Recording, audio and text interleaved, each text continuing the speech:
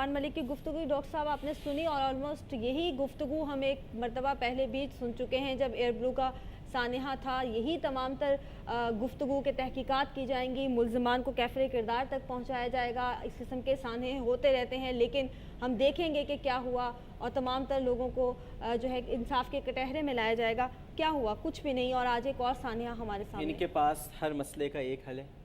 मैंने ECL में नाम डाल दिया। मैं तो कहता हूँ एक और ECL बननी चाहिए जो एपिडेमिक कंट्रोल लिस्ट हो, और उसमें इनका नाम सबसे पहले डालना चाहिए, अब्दुल रहमान मलिक साहब का। इनका नाम डलना बहुत ज़रूरी है। हर चीज़ में मैंने ECL में नाम डाल दिया। बन्नू में जेल से छुड़ा कर लोग ले गए, मैंने ECL में नाम डाल दिया। अरे भाई वो तो धड़ल्ले से छुड़ा के ले गए, मुल्क से थोड़ी भागेंगे वो। ECL में किसका नाम डाल रहे हैं? किसको बेवकूफ़ बना रहे हैं आप? ECL में नाम डाल दिया।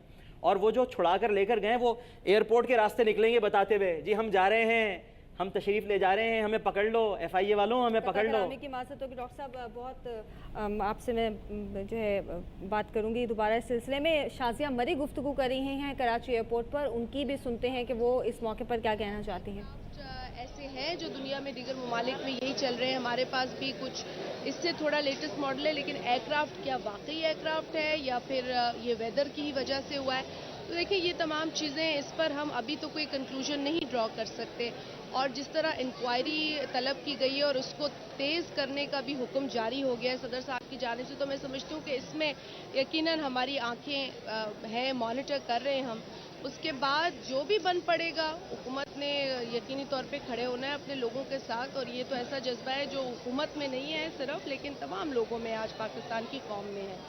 लेकिन इससे पहले हादसे हुए हैं, उसकी अभी तक कोई इंक्वायरी की नहीं। किस तरीके से समझते हैं कि इसकी इंक्वायरी क्लियर होगी? आपके समझते हैं कि इस दफा जो है ये रिपोर्ट पे आएगी? देखिए पहले एयर ब्लू का जो सानिहा हुआ था उसमें जो ब्लैक बॉक्स है वही नहीं मिल रहा था, और उसके बाद आपको पता है वो असल में उसको जो ज़्यादा दौरानिया तवील हो गया इंक्वायरी का, वो बुनियादी तौर पे इस वजह से हुआ। लेकिन इसमें आपने देखा है कि ब्लैक बॉक्स, मैं तो देख रही हूँ रिपोर्टिंग ही हो रही है उसमें, जो मैंने देखा है कि ब्लैक बॉक्स शायद बता रहे हैं कि मिल गया। अब ये बेहतर वो लोग जानते हैं जो ऑन ग्राउंड वहाँ हैं, लेकिन जो मीडिया रिपोर्ट से उससे पता चल रहा है कि वो इक्विपमेंट उनके पास है, और इंशाल्लाह ये तमाम चीज़ें सामने आ जाएंगी। इसमें देर बिल्कुल नहीं लगेगी। जैसे मैंने कहा कि जब हाईएस्ट अथॉरिटी इतनी कंसर्न शो कर रही है और इतना खुद उसे मॉनिटर कर रहे हैं सदर साहब के लेवल तक भी ऑफिसेज, तो मैं नहीं समझती कि इसमें देर होगी। अलबत्ता इस वक्त जो हालत वहाँ पर है अस्पताल के अंदर, और उसमें मैं यही आप लोगों के तवज्जुह से लोगों को कहूँगी कि अगर आप जाएं तो किसी न किसी तरीके से वहाँ पे मदद ज़रूर करें,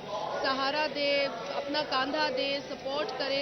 यही मदद हम कर सकते हैं, कलमा हम पढ़ सकते हैं, दुआ हम कर सकते हैं। मैं समझती हूँ कि ये हमें मदद करनी चाहिए, लेकिन किसी भी तरीके से किसी के रास्ते में कार्रवाई होने के जो अमल है उसमें कहीं हम दुश्वारी ना पैदा करें, ये इस बात का हमें बिल्कुल ख्याल रखना चाहिए। बहुत शुक्रिया, बहुत शुक्रिया। जी, सूबाई वज़ीर इत्तला शाज़िया मरी की गुफ्तगू डॉक्टर साहब आपने सुनी, और बड़ा मुश्किल है इस वक्त जज्बात पर काबू रखना ये गुफ्तगू सुनकर, और इस किस्म की दीगर जो बातें सुनिए ना, इज़्ज़त और एहतराम के साथ दफनाने की बात की जा रही है अब। यानी अब लाशों को दफनाएं कैसे? इज़्ज़त और एहतराम के साथ। मार तो दिया है, कोताही तो है। देखिए ना, मैं ये नहीं कह रहा कि बरह रास्त ये लोग जिम्मेदार हैं, कोई भी नहीं कह रहा, लेकिन आपकी नाक के नीचे सब कुछ हुआ है, आपको मालूम है कि क्या हो रहा है। अब आप कहते हैं जी मैं फारूक भोजा साहब का नाम ECL में डाल रहा हूँ। अरे बाबा, ECL में तो बाद में डालते हैं। ये हुआ कैसे?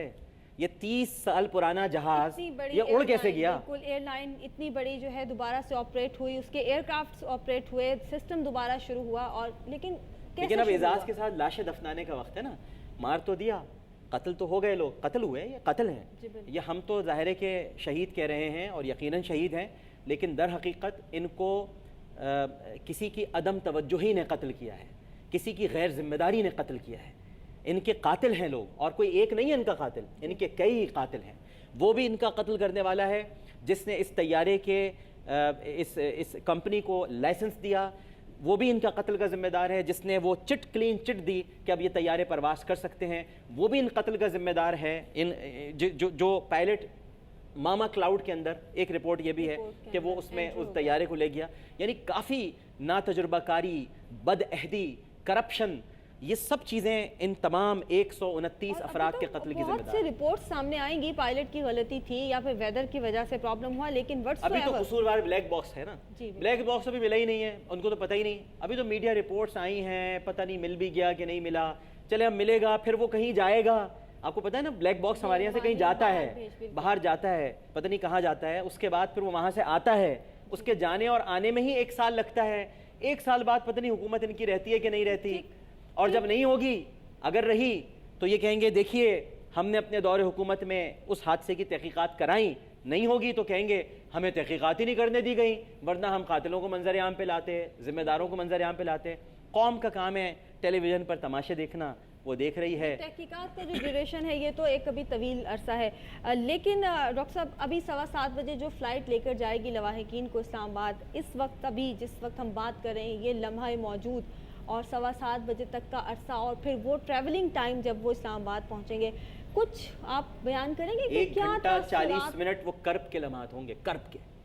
उस वक्त उनको पानी का एक गिलास भी अगर दिया जाएगा ना, वो अच्छा नहीं लगेगा, कोई नहीं पिएगा, कोई नहीं पिएगा, क्योंकि अब सबको ये होगा कि शायद नहीं हमें ज़रूरत नहीं पड़ेगी डीएनए की, हम पहचान लेंगे हम। लेकिन जब उनके सामने सोख्ता टुकड़े आएंगे, कोई अंगूठी से पहचानेगा, किसी के हाथ में अंगूठी रह गई होगी, कोई अपने मासूम बच्चे को उसके जूते से पहचान लेगा। भी आपने वो चप्पल दिखाई जो सोख्ता चप्पल हो चुकी है, जो जली हुई चप्पल थी, वो पड़ी हुई थी, कपड़े फटे हुए, कुछ जले हुए, कुछ अध जले, वो कुछ कपड़े मिले हैं, कुछ टुकड़े मिले हैं, कुछ बच्चों के खिलौनों से शायद पहचाने जाएं, कुछ छोटे बच्चे भी मैंने सुना है, एक बहुत ही छोटा बच्चा था, उसके निपल से शायद पहचाने जाएं, उसकी बोतल से पहचाने जाएं। देखिए ये आपके सामने, ये देखिए ना, ये देखिए ये किस तरह से ये लिबास, आप देखिए, यानी ये लिबास पहनने वाले अब इस दुनिया में नहीं रहे। इसमें ख्वाहिशात हैं, देखिए लोगों की आरजुएं हैं, वो मकासद हैं जिनको लेकर वो अपनी मंजिल से चले थे कि हम पहुंचकर यहाँ इस्लामाबाद मिलेंगे, ये पहनेंगे। कौन उस वक्त क्या बातें कर रहा होगा जहाज में, क्या गुफ्तगू हो रही होगी, मुस्तकबिल के मंसूबे तरतीब दिए जा रहे होंगे। सिर्फ अफराद का कत्ल या अफराद की शहादत, ये देखिए हेयर ड्रायर किसी का गिरा हुआ है, और ये जहाज के टुकड़े हैं।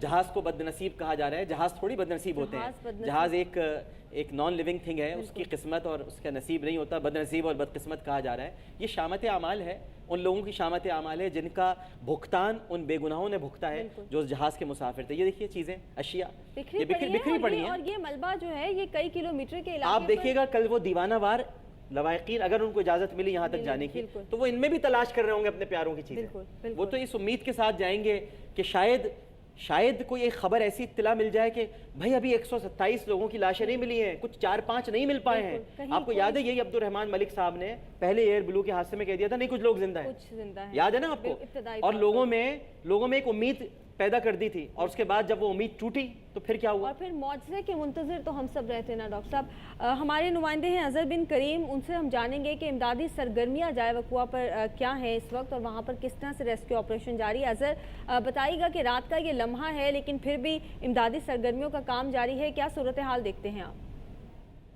जी, इस वक्त भी हम उस जगह पर मौजूद है जहां पर बदकिस्मत त्यारा जो है वो हादसे का शिकार हुआ।